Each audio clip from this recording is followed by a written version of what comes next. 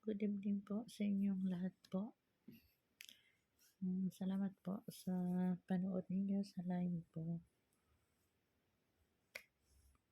Thank you God. Ang daming nanood sa live ko ngayon. Nagpasalamat ako kay God na kahit late na ako sa live ko, dami pa rin nag-abang.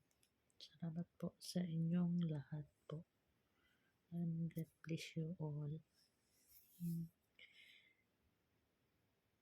Pasensya na po kayong lahat kasi sobrang busy kasi Ramadan kasi.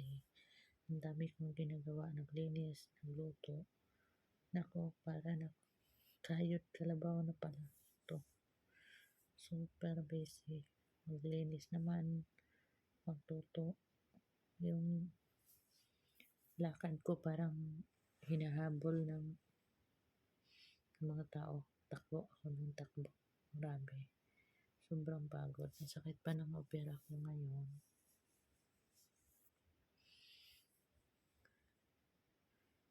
Salamat po sa panood ninyo. Thank you for watching from Canada, Germany. Thank you for watching. Thank you for watching from Poland. Thank you for watching from USA. And thank you for watching from South Korea. Thank you for watching from Japan. And thank you for watching from Indonesia, from Malaysia, and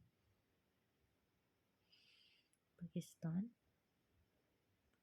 and India. Thank you for watching all. And Philippines also. Thank you so much.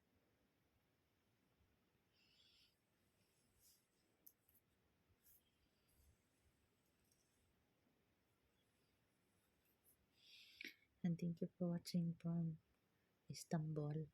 And thank you for watching from Bosnia. Thank you so much.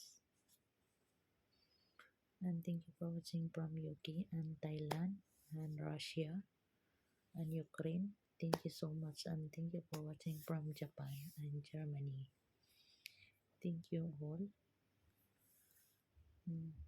See you tomorrow, my next live. And maybe 8:45 start time night. Thank you so much. Thank you for watching, everyone. I'll see you tomorrow, my next live.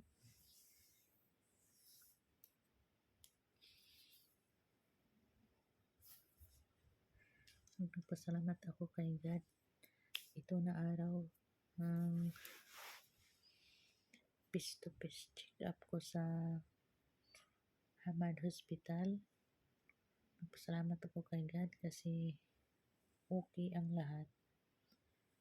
Sa biopsy sa opera ko, walang okay na. Wala nang sakit. 100% na okay. Tapos hindi pa ako naka-recover kasi masakit pa. Hindi pa siguro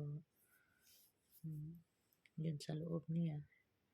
Yung opera ko sa loob siguro hindi pa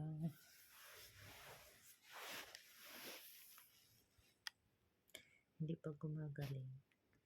So, kailangan pa ang rest. Pero, hindi naman pwede rest ako at hindi pwede naman makaupo lang ako kasi Ramadan kasi.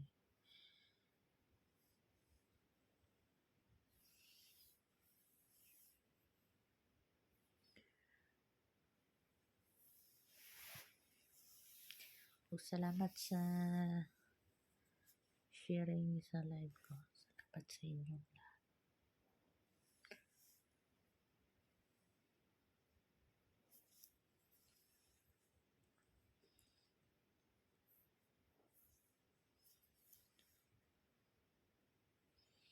Okay, bye. Good night. Sweet dreams. Love you. Thank you for watching, everyone. Bye-bye.